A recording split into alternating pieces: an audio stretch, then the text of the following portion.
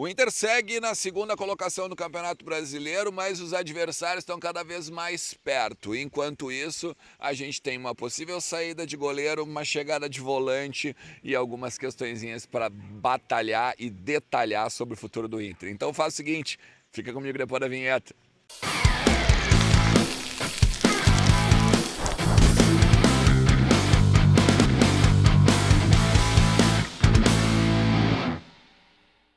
Fala, gente! Fala, Colorado! Fala, Colorado! Como é que vocês estão? Tudo beleza?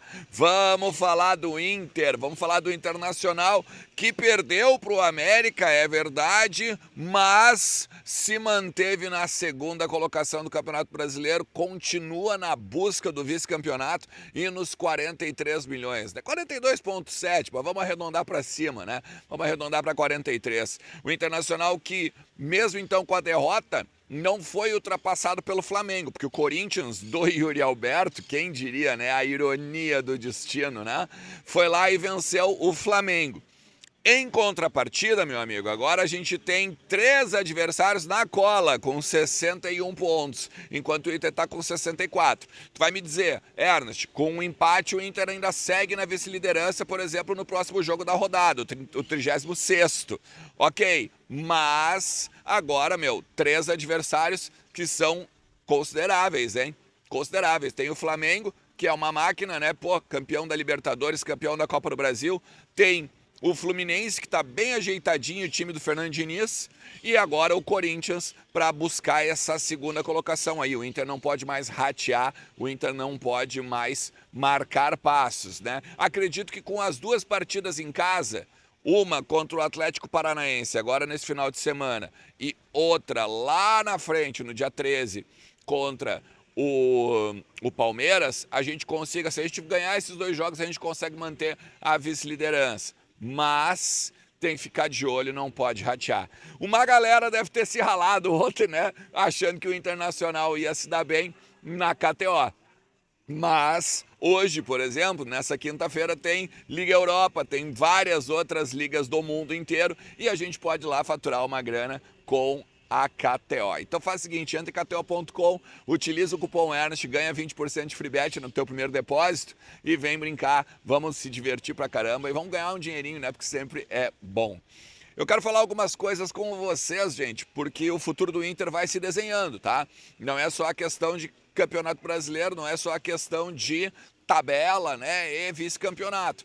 A gente está pensando já na questão de reforços, de saídas e tudo mais. Eu quero falar com você sobre o Daniel, o goleiro Daniel.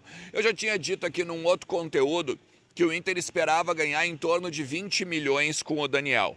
20 milhões de reais com o Daniel. Porque o Inter acredita que o valor de mercado dele está entre 3 e 4 milhões de euros. E o empresário dele estava dando voltas pelo mundo para tentar encaixar ele em alguma liga do exterior, e aí o Inter poder faturar um dinheirinho e até o Daniel conseguir botar uns pila no bolso, tá?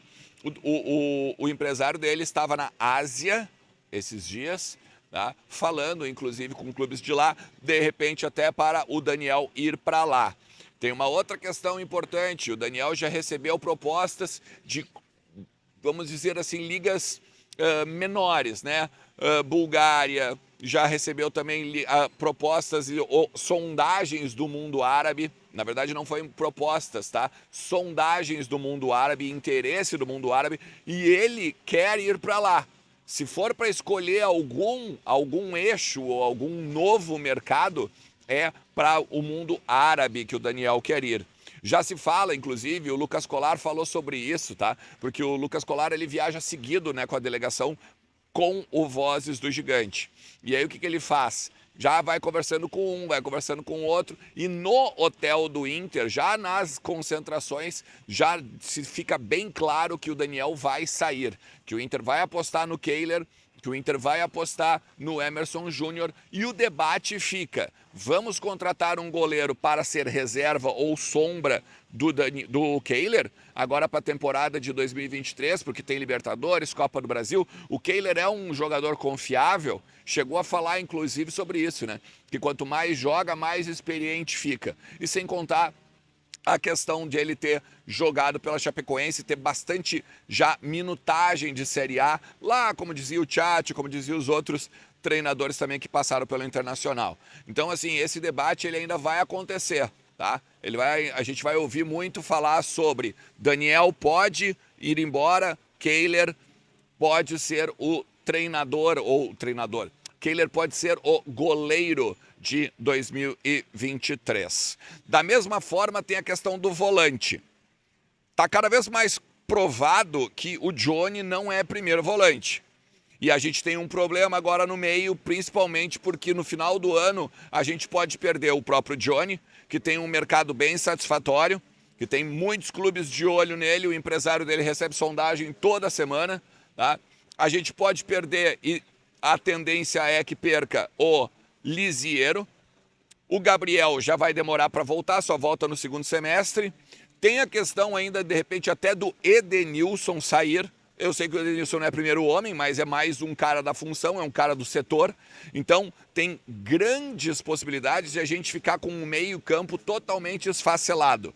O que o Inter busca? O Inter busca jogadores para as funções de primeiro e segundo volante, principalmente um primeiro volante, que saiba sair jogando e que saiba e que chegue para ser o titular. Que mesmo quando o Gabriel volte, faça com que o Gabriel tenha que pegar e suar a camisa para voltar para ser o titular. O Inter quer essas questões assim de, como posso dizer, competitividade interna. O Inter quer a competitividade interna cada vez maior. E aí se fala, por exemplo, de um volante P das galáxias, né? Um volante que chegue, farde e seja praticamente o dono do meio-campo. O dono do meio-campo. Muito se falou já do Wallace, tá? Vamos lembrar que o Flamengo não conseguiu contratar o Wallace. Então não vai ser tão fácil assim, não vai ser tão barbada assim contratar esse jogador. Pra frente, é outro, vamos dizer assim, a cada jogo a gente vai vendo que precisa, né? Um centroavante.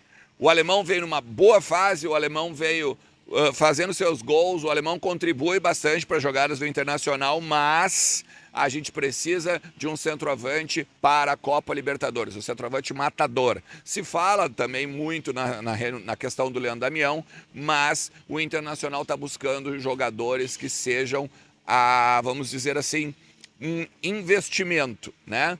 Tu contrata o jogador para depois vendê-lo, como o Yuri Alberto, por exemplo, né? Muito se fala no Caio Jorge da Juventus, muito se fala de jogadores mais, vamos dizer, com fome de bola, né? Ainda com fome de carreira, como, por exemplo, jogadores até que foram bem em Série B ou então em clubes menores, mas que se destacaram. Então, esse é outro processo e esse é outra conversa que vai girar muito no bastidor colorado. Beleza?